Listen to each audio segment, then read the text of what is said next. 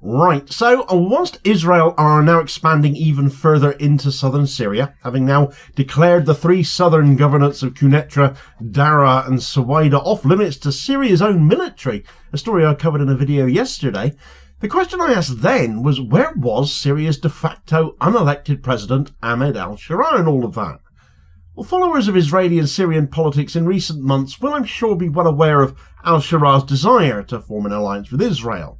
But as the land seizures, the invasion, the construction of new roads and outposts by the IDF have continued, he has come in for, I think, deserved condemnation for seemingly sitting on his hands whilst the people of the country he purports to now represent implore him to do something. Well, he has been doing something, as it happens. It just doesn't seem to have anything to do with Israel. Now, it appears Al Sharaa's priorities centre around religious extremism and the ongoing attacks on the people of Syria, and the latest example involving the seizure of a Shia mosque should cause consternation to many who have feared that an Al Sharaa-led government would see his hardline brand of Islam pushed out across the country. But how much country will be left if he keeps ignoring Israel?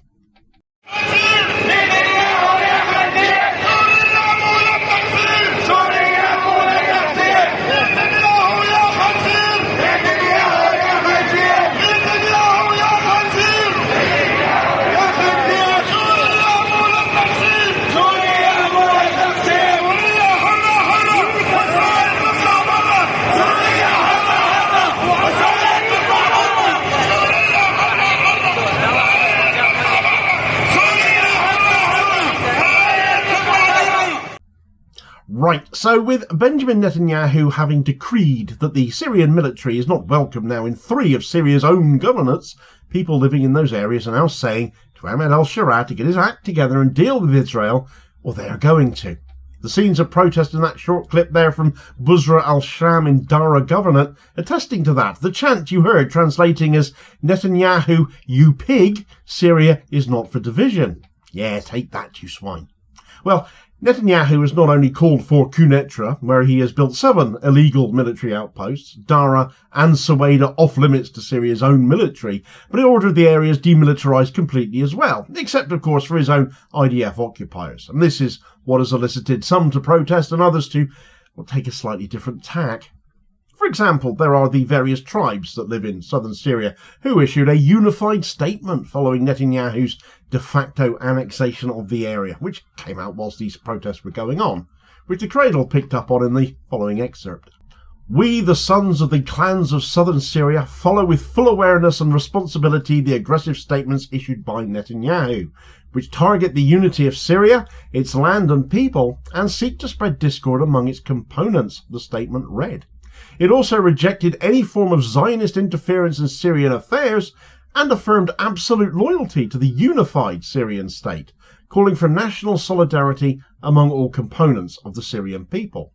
The statement stressed full Syrian sovereignty over all its territories, including the occupied Golan, and considering the Israeli occupation of Arab lands an illegal act that will not be changed by the passage of time. We in the tribes of southern Syria affirm that the attempts of Netanyahu and his ilk to incite sedition will not pass, and that we are an integral part of a unified Syria, rejecting any external agenda aimed at undermining our unity. We will remain faithful to our land, adhering to our national decision, and defending our Syrian identity with all our strength, the tribes added. Another statement pushing back at Netanyahu came from the Druze who live in Suwayda, as well as also living in the Golan Heights. So these are people who might know a thing or two already about living under Israeli occupation. And as such, in Syria, they have created the Suwayda Military Council. Far from demilitarising, they're doing the opposite, building a local militia, essentially, hoping to gain recognition of the Syrian army and be able to operate in a similar autonomous manner to the Kurds in northern Syria, because they do not wish to live under Israeli occupation as their Golan counterparts already do, and have done for some time. They know there is no living under Israeli occupation. After all, there is only suffering under it. But what of their apparent leader Al Sharaa then? I asked where he was yesterday, his people effectively taking a stand when he's nowhere to be seen. But it seems he might have quite different priorities, you see, to worrying about Israel just seizing territory. HTS-led religious endowment forces stormed the shrine of Sayyida Zainab, closed it and took control of all its administrative offices and expelled its workers. Yesterday, the transitional Syrian government terminated the appointment of Sheikh Adam al-Khatib, banned him from leading congregational prayers, took over Al-Mustafa Mosque, humiliated worshippers in the Sidi Miqdad area in the countryside of Damascus, and annexed the mosque to the Ministry of Religious Endowment, despite it being privately owned. They also removed pictures of scholars and insulted Shia religious symbols, saying, "Put the photos next to the shoes." Now, as many of you watching this will, I'm sure, know, shoes are removed before entering a mosque, and the reason for this is because it is treated as a sacred space of clarity and purity, of showing reverence and humility before God, and shoes are, for quite obvious reasons, I would imagine, seen as unclean, and to be worn in the mosque is a height of disrespect. So by placing the symbols of worship with the shoes, therefore, it's a massive insult, and handing the mosque over, thieving it in effect, given the one in question here was privately owned, to the Ministry of Religious Endowment, now under HTS control, is a massive slight to the Shia Islam practice there.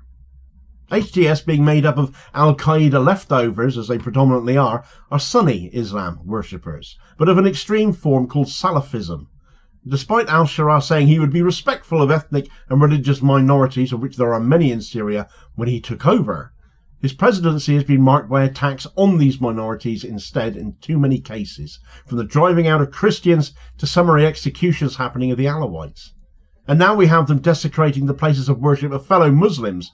The only difference between the two, when it all comes down to it, is who each believed the successor to the Prophet Muhammad was. Sunnis believe Muhammad named no successor and his companion Abu Bakr became the first caliph. Shias believe Muhammad named his son-in-law Ali ibn Abi Talib as his successor, and that he was usurped by Abu Bakr. So it's all a matter of religious interpretation at the end of the day, as there is in so many religious denominations around the world. Salafism is a more hardline form of that Sunni Islam, though, restricting teachings to just those taught by the first 3 generations of Sunni Islam caliphs following on from the Prophet Muhammad, and is therefore more literally interpreting the Quran, as well as firmly rejecting Western ideals, seen as deviant as they are. So Al Sharaa making friends with the US goes against the grain of that, makes you debate his sincerity in that, therefore.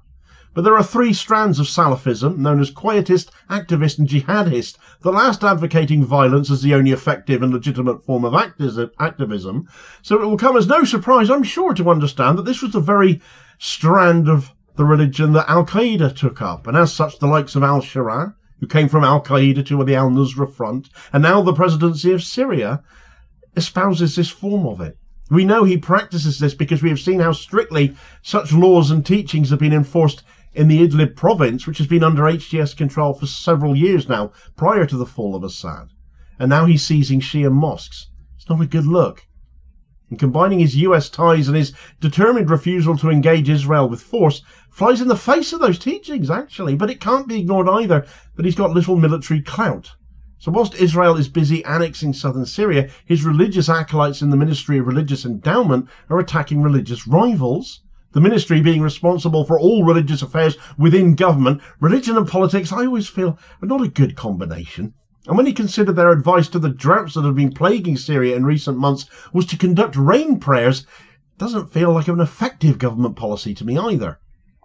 And yet, Al Sharaa is still publicly talking about a democratic, peaceful transition. He's been talking up tolerance and inclusivity over the weekend.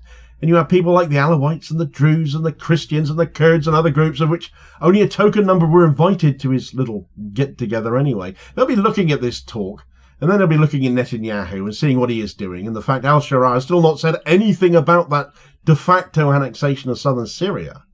And then they can look at the attacks happening on Shia Muslims as well, the seizure of the Al-Mustafa Mosque and the desecration of the religious symbols within, and wondering if it is Al Sharaa who is stupid or if he just thinks everyone else is.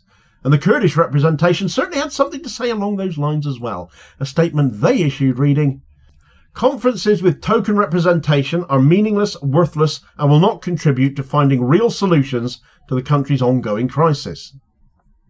Syria's crisis goes beyond religious divides and Netanyahu carving the country up as the economy continues to flatline, and the word democracy is becoming an ever bigger joke as time wears on. But never mind getting the rule of law operating again, or funding for infrastructure, or meeting the needs of society. When despite Al Sharaa's rhetoric, you can't even worship the way you want to, even within Islam, without facing some form of persecution. Al Sharaa can talk the talk all he likes. People aren't blind to what is happening, and though there is little media attention on this, there is some, and it needs exposing as the more the media try to rehabilitate Al Sharaa as some form of effectual leader, as some sort of acceptable leader to the West now, when he is just an Al-Qaeda cast-off. Syria, therefore, is under Al-Qaeda rule now in effect, and we're supposed to celebrate that because a wrong 'un got deposed. It doesn't work that way when the replacement is as bad and potentially significantly worse. He cannot keep giving Israel a free pass, certainly, and he cannot expect his own faith's aggressiveness towards other beliefs to go unnoticed either, or tolerated by the people of Syria. But for more on this story, particularly what Netanyahu has actually done in the south of Syria now, and why this is such a massive story, despite going virtually unreported in the West, as per usual, do check out my video from yesterday here as your suggested next watch. Please do also hit like, share and subscribe if you haven't already done so to ensure you don't miss out on all new daily content, published daily as it is, as well as supporting the channel at the very same time, which is very much appreciated, and I will hopefully catch you on the next vid, therefore. Cheers, folks.